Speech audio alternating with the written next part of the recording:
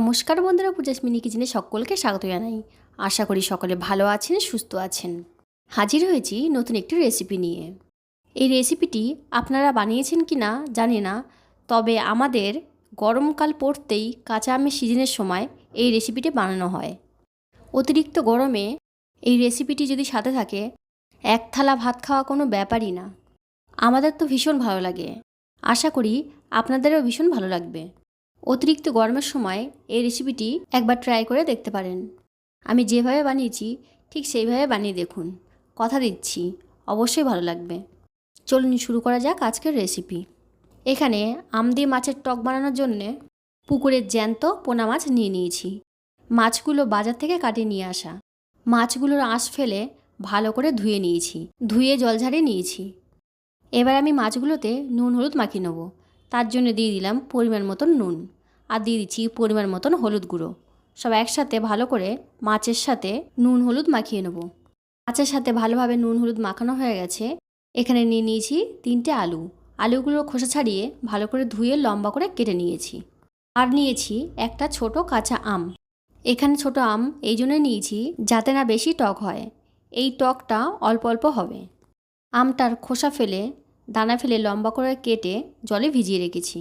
এরপর একটা বাটিতে দিয়ে দিচ্ছি হাফ চামচ আদা বাটা, আর দিয়ে দিচ্ছি 1 চামচ হলুদ গুঁড়ো, পরিমাণ মতো নুন, 1 চামচ জিরের গুঁড়ো, অল্প জল। সব একসাথে একটা চামচ দিয়ে মশলার পেস্ট তৈরি করে নেব। এটা আমি রান্নার কাজে ব্যবহার করব। এরপর গ্যাসটা অন করে কড়াইটা বসিয়ে দিলাম। কড়াইটা গরম হতেই দিয়ে দিলাম পরিমাণ মতন সর্ষের তেল। সর্ষের তেলটা গরম হতেই ভালো করে কড়াই গায়ে লাগিয়ে দিলাম, যাতে না কড়াতে মাছগুলো লেগে যায়। তারপর একে একে মাছগুলোকে ভেজে নেব। প্রথমেই আমি এখানে মাথা আর লেজা দিয়ে দিলাম। মাছগুলো ভাজার সময় গ্যাসের ফ্লেমটা জোরে রাখতে হবে। এখানে মাছগুলো বেশি ভাজবো না, হালকাভাবে ভাজা হয়ে গেছে। এবার আমি এগুলোকে তুলে নেব। মাথা আর লেজাটা ভাজা হয়ে গেছে। এবার আমি বাকি মাছগুলো একইভাবে ভেজে তুলে নেব। একটা পিঠ ভাজা হয়ে গেছে, আর একটা পিঠ উল্টিয়ে দিলাম। এগুলো একই রকমভাবে ভাজা হয়ে গেছে। এবার তুলে নেব। মাছগুলো তোলা হয়ে গেছে। ওই তেলেতেই দিয়ে দিলাম অল্প পাঁচফোড়ন। পাঁচফোড়নের সাথে দিয়ে দিলাম কেটে রাখা আলু। সব একসাথে কিছুক্ষণ ধরে নাড়িয়ে দিয়ে দিলাম নুন।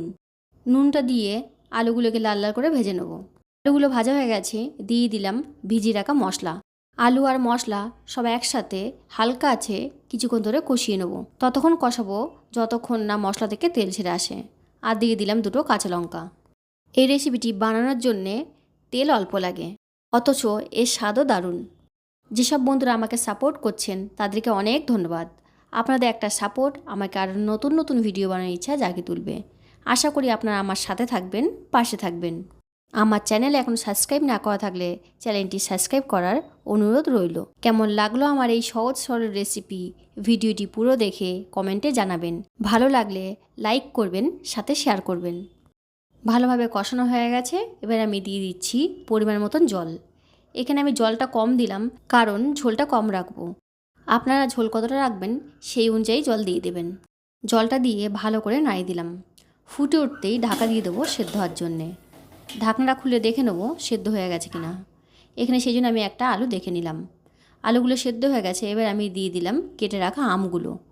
মনে রাখবেন আম কিন্তু আগে দেবেন না, কারণ তাহলে আলুগুলো সেদ্ধ হবে না। আমগুলো দিয়ে গ্যাসটা মিডিয়ামে রেখে কিছুক্ষণ ধরে ফুটিয়ে নেব।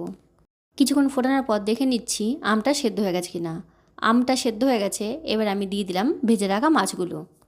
মাছগুলো দিয়ে গ্যাসের ফ্লেমটা জোরে দিয়ে কিছুক্ষণ ধরে ফুটিয়ে নেব। ফুটিয়ে একটা পাত্রে নামিয়ে নেব। তৈরি হয়ে গেল কাঁচা আম দিয়ে মাছের টক। আবারও চলে আসবো অন্য কোনো দিন অন্য কোনো নতুন ভিডিও নিয়ে। ততক্ষণ সুস্থ থাকবেন, ভালো থাকবেন। ভিডিওটি দেখার জন্যে সকলকে অনেক ধন্যবাদ।